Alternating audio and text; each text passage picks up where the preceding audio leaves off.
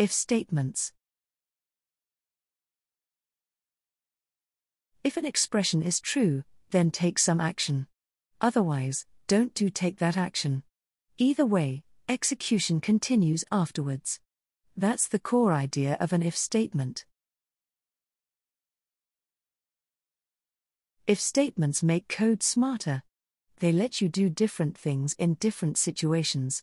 In this example, we decide to bring an umbrella or not based on whether it is raining. That's a simple but logical decision that we can make.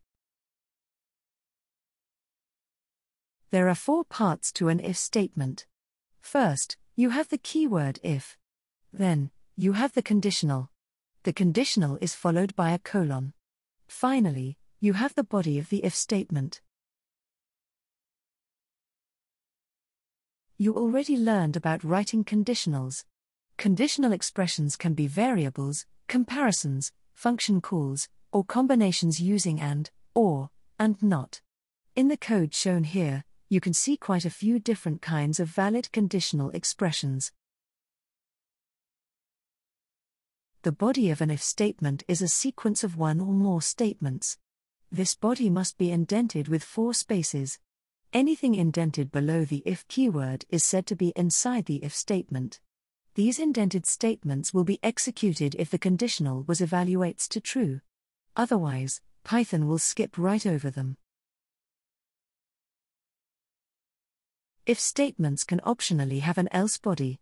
If the conditional evaluates to false, then the else will be executed instead of the if body. The if body will literally be skipped over as if it didn't exist. Only one of the 2 bodies will be executed.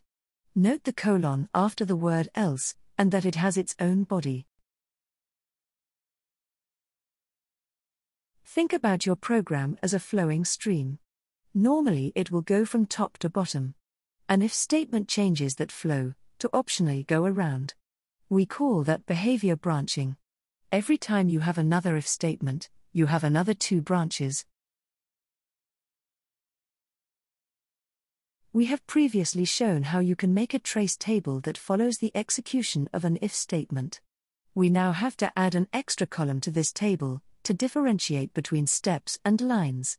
With if statements, it is possible that a step may skip a line of code. Even though the program shown below has 6 lines of code, it only has 4 steps. Notice that on lines with if statements, we still have a step, but we simply repeat the values unchanged.